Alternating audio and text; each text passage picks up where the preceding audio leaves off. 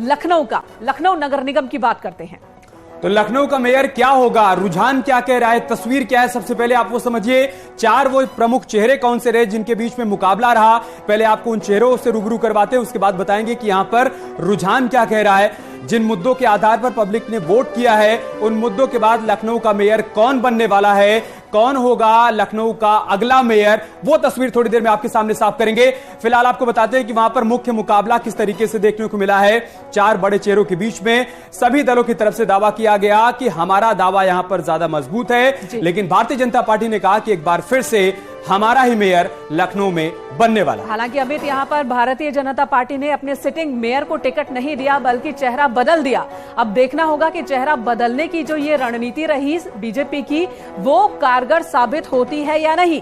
जहां तक बात कैंडिडेट्स की करें, कैंडिडेट्स के चेहरों पर भी एक नजर डाल लेते हैं। लखनऊ की बात की जाए तो बीजेपी ने सुषमा खरकवाल को यहां पर मेयर पद के प्रत्याशी के रूप में चुनाव मैदान में उतारा। वंदना मिश्रा समाजवादी पार्टी की ओर से चुनाव मैदान में ताल ठोक रही हैं। शाहीन बानो की बात की जाए, वो बीएसपी की ओर से कैंडिडेट हैं, तो वहीं पर संगीता जायसवाल, कांग्रेस ने उन्हें मेयर पद के लिए प्रत्याशी बनाया है। ये चार चेहरे इस वक्त आपकी टीवी स्क्रीन पर दिख रहे हैं और इन्हीं में से एक चेहरा होने वाला है लखनऊ का मेयर। पिछली बार की बात करें तो बीजेपी ने इस सीट को जीता और लंबे वक्त से लखनऊ में बीजेपी का ही मेयर है, लेकिन इस बार यह चेहरा बीजेपी ने मेयर पद के प्रत्याशी का बदल दिया, सिटिंग मेयर को टिकट नहीं दिया।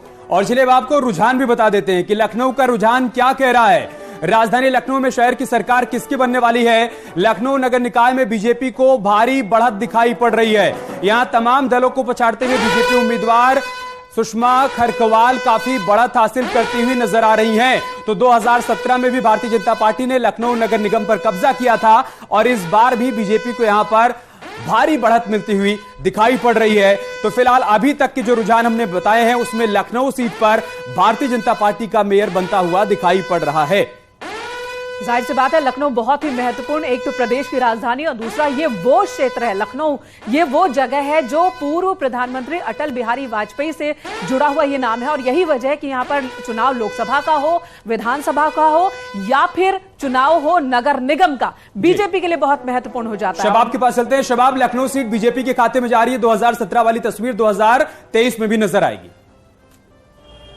बिल्कुल, देखिए लखनऊ से ही जो ट्रिपल इंजन की सरकार वाला कॉन्सेप्ट था, उस कॉन्सेप्ट को मुख्यमंत्री योगी आदित्यनाथ ने मंचों से कहा कि जिस तरह हमारी केंद्र में सरकार है, जिस तरह हमारी राज्य में सरकार है, उसी तरह निगमों में भी हमारी सरकार हो, ट्रिपल इंजन की सरकार बनाइए। हम लोग मौके पे कई जगहों पर गए। एक सभासद भी जो चुनाव लड़ रहा है ना, वो मोदी जी का जिक्र करता है। वो अपनी बातों में कहता है हम सूडान से लोगों को छुड़ा कर ला रहे हैं, ये लोग क्या कर पाएंगे। ये बात बहुत वजनी है और बहुत गंभीरता से इस बात को समझा जा सकता है कि मोदी का प्रभाव सभासद के नाली खड़ंजे वाले चुनाव में भी है। हमारे साथ नजम अहसन जी भी हैं, आप वरिष्ठ पत्रकार हैं और चूंकि एक विशेष वर्ग से ताल्लुक रखते हैं, इसलिए इनसे इस बात को पूछेंगे कि प्रत्याशियों के नामों का असर पड़ता है, या लखनऊ की बात करें वंदना मिश्रा थी या शाहीन बानो हैं, नाम का असर पड़ता है या पार्टी सिंबल लोगों के जहन में रहता है कि हमें सपा को वोट देना है, हमें भाजपा को वोट देना है, प्रत्याशी कोई भी हो। देखिए, जहाँ तक नगर निगम के चुनाव है वहाँ पे तो पार्टी का असर होता है नगर निगम में, और पार्षद में तो देखा जाए तो पार्षद का जो चुनाव होता है वो लोकल बॉडी के चुनाव है, वहाँ के आसपास के मोहल्ले का चुनाव होता है।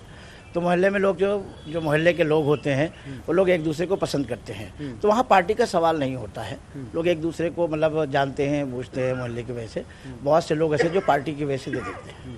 लेकिन सभासद के साथ साथ प्रत्याशियों के नामों का बड़ा असर पड़ता है। जो एक जहनी तौर पर मुस्लिम मतदाताओं की बात होती है, लखनऊ में एक बहुत बड़ा गढ़ है मुस्लिम समुदाय का, लेकिन वहां से भी भारतीय जनता पार्टी ने अधिकतर गैर मुसलमानों को ही टिकट दिया और वो जीतते भी। जैसे चौक का एग्जांपल आप ले लीजिए, बड़ी तादाद है मुस्लिम समुदाय की, लेकिन उसके बावजूद सपा वहां कभी जीत नहीं पाती है, भाजपा का पार्षद रहता है। तो लगता है कि पार्टी की जहनियत रहती है लोगों में। नहीं, पार्टी के जो वहाँ पे नगर निगम में जो सभासद होते हैं तो उनका आपसी मोहल्ले के तालमेल की वजह से, जो मोहल्ले की वजह से, तो वो लोग उनको वोट करते हैं।